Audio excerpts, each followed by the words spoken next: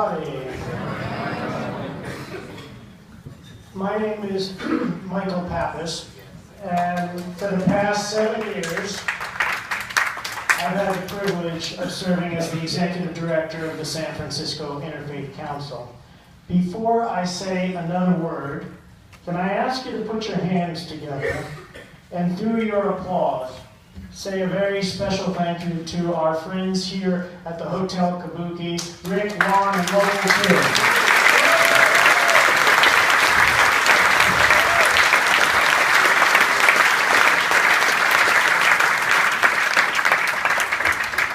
As human beings, we celebrate milestones in our lives and in our relationships with one another.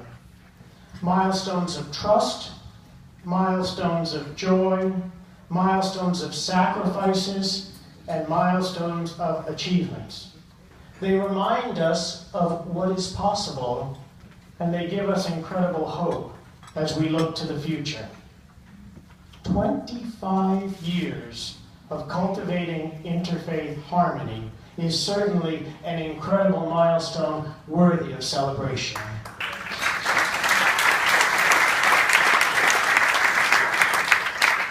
And just what has the San Francisco Interfaith Council been doing for 25 years? Nothing less than celebrating our diverse faiths and spiritual traditions, bringing people together to build understanding and serving our community. But more significantly, we've been defying logic. As so many of the world's conflicts are rooted in religious strife, we here in San Francisco seek to do locally what is seemingly impossible on the global stage. We are about the business of peace building and fostering healthy, good, and strong relationships among faiths.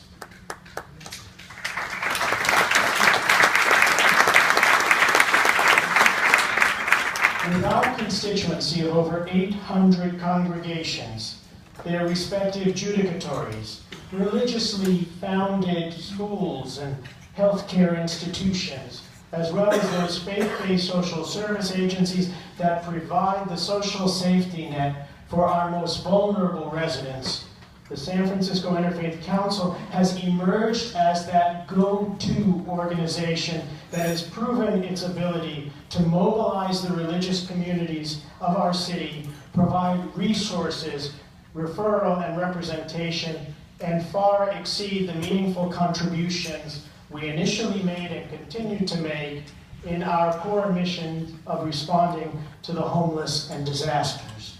Most importantly, though, we bring the religious community together to address areas of need and observance in ways no individual religious tradition or faith can do on its own.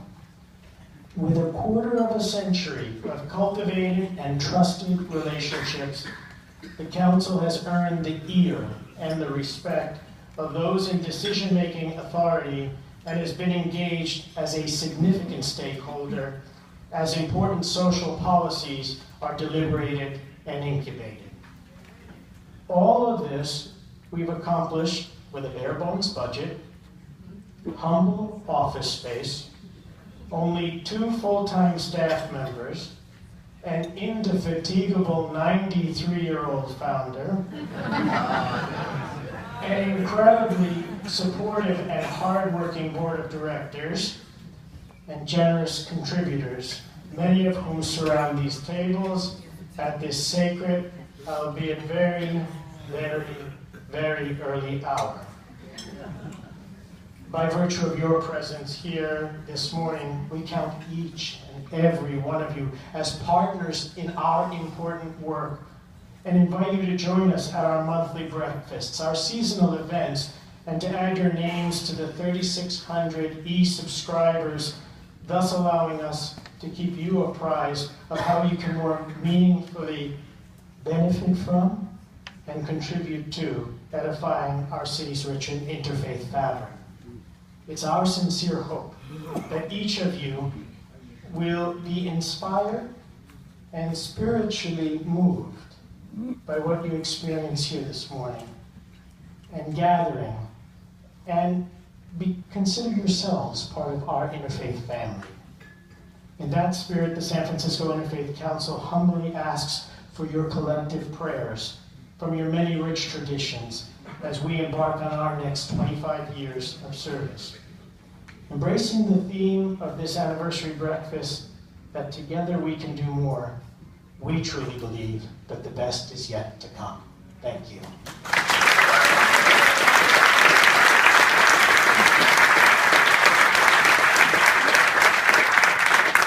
Now, in the sacred text we read, "For where your treasure is, there also is your heart." I can think of no more powerful a verse to introduce this morning's honored guest and keynote speaker.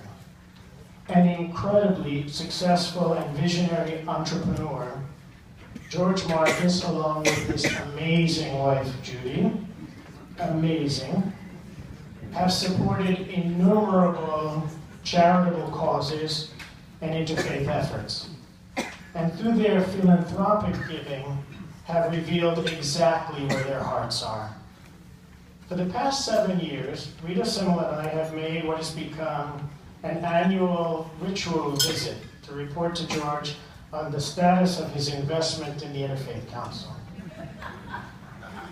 Those visits consistently evolve into philosophical discussions on the power and possibilities of religion to be a positive and formidable force to make the world a better place.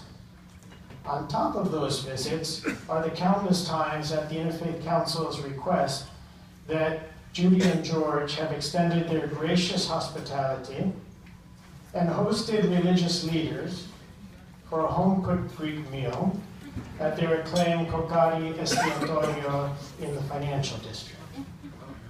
The just dessert at the last course of each of those intimate banquets has been a symposium-like exchange, giving rise to some fascinating and oftentimes surprising topics, always bringing out the best in their guests. It's at these precious moments, George, that we see you sparkle at your best. George and Judy, in healthy economic times, as well as those challenging seasons, you have consistently, through your inspired support of our work, shown the joy of your heartfelt giving and your hope for greater harmony among faiths. Yours is an example to be emulated. As our nation prepares to celebrate Thanksgiving and our council its 25th anniversary, we want to say thank you to you, to both of you, and invite George to the pulpit to address this congregation.